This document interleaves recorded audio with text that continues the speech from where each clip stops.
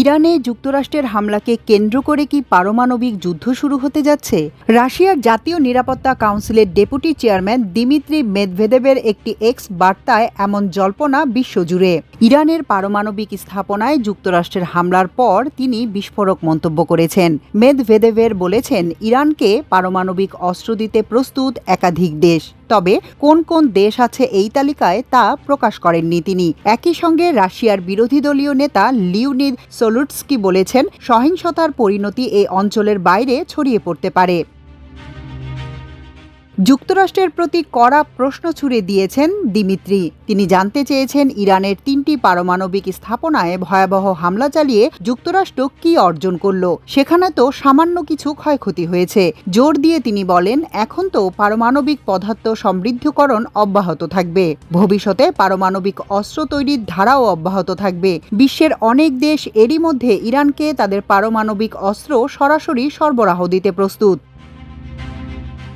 তিনি বলেন, যুক্তরাষ্ট্র একটি নতুন যুদ্ধে জড়িয়ে পড়েছে। অন্যদিকে ইরানের রাজনৈতিক শাসক গোষ্ঠী টিকে আছে, এমনকি তারা আরও বেশি শক্তিশালী হয়েছে। পুরো দেশের মানুষ দেশটির ধর্মীয় নেতৃত্বের পেছনে একতাবদ্ধ হয়েছে, এমনকি যারা বিরোধী দলীয় ছিলেন তারাও। তিনি প্রশ্ন রাখেন, আমরা নিশ্চিতভাবে জানি না ইসরায়েলের হাতে গোপন পারমাণবিক কর্মসূচি আছে কিনা। এ দুটি দেশকেই জাতিসংঘ নিরাপত্তা পরিষদ ও আন্তর্জাতিক আণবিক শক্তি সংস্থার তত্ত্বাবধানে এসব কর্মসূচি থেকে বিরত রাখা হোক। এই কর্মসূচি তেল আবিব চালাতে পারবে, তেহরান কেন পারবে না? তেহরানের জন্য পারমাণবিক কর্মসূচি হলো টিকে থাকার সমান। যদি এসব কর্মসূচি পুরোদমে শেষ করে দেয়া হয়, তাহলে ইরান তা অবশ্যই ব্যবহার করবে। যদি ব্যবহার না করে, তাহলে অবশ্যই পারমাণবিক অস্ত্র তৈরি করবে ইরান। একদিন নেতানিয়াহু চলে যাবেন, কিন্তু ইরান থাকবে। হয়তো তখন নেতৃত্ব দেবেন নতুন কোনো আয়াতুল্লাহ। শনিবার ইরানের 3টি পারমাণবিক স্থাপনায় হামলা চালিয়েছে যুক্তরাষ্ট্র। এগুলো হলো ফার্দো, নাতাঞ্জ এবং ইস্পাহান।